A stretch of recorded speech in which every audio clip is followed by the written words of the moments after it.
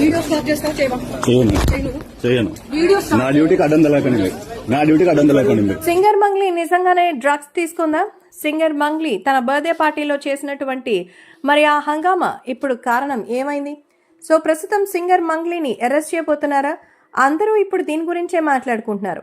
అలే పెద్ద పెద్ద వాళ్ళందరూ బర్త్డే పార్టీలు చేసుకుంటున్నారు, వాళ్ళ ఇంట్లో కూడా ఇలాగే ధైర్యంగా దూసుకుంటూ వెళతారా?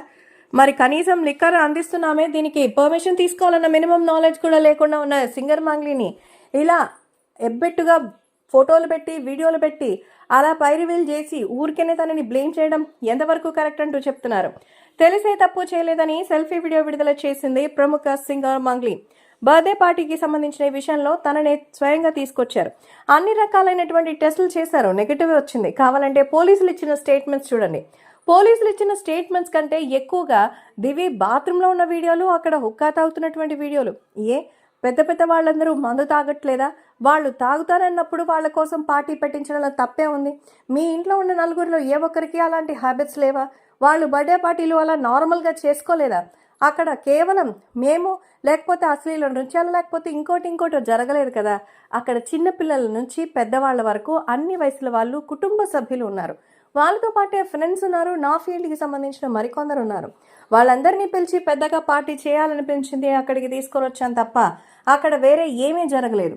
అక్కడ డ్రగ్స్ తీసుకొని వచ్చినటువంటి వ్యక్తి బయట నుంచి వచ్చిన వ్యక్తి. మరి అతను డ్రగ్స్ తీసుకుంటే అది నా బాధ్యత ఎలా అవుతుంది? నేను అక్కడ పార్టీ పెట్టి అందరికీ సప్లై చేస్తే తప్పవుతుంది, కానీ అక్కడ ఏ రకంగానూ డ్రగ్స్ లేనప్పుడు నాకెలా బాధ్యత అవుతుంది అంటూ సింగర్ మంగ్లీ తన ఆవేదనను వ్యక్తం చేసింది. ఏది ఏమైనా మంగ్లీ డ్రగ్స్ తీసుకుందా లేదా అనే విషయంలో క్లారిటీ అయితే వచ్చేసింది.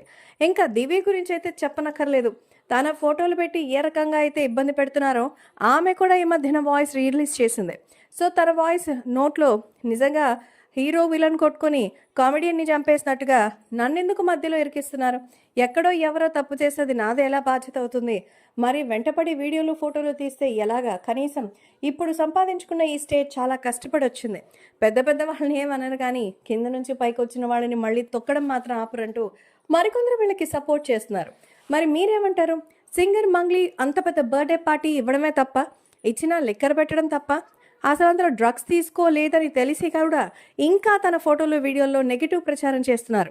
అది తప్ప ఏ రకమైనటువంటి తప్పు చేయలేదని, పార్టీ మాత్రమే జరుగుతుందని, ఒక లైసెన్స్ తీసుకుని ఉంటే సరిపోయి ఉండేదని పోలీసులు ఇప్పటికే ఒక అనౌన్స్మెంట్ కూడా ఇచ్చేశారు. మరి అలాంటప్పుడు ఇంకా ఆమె ట్రోలింగ్కి గురవడం మీకే ఏమనిపిస్తోంది?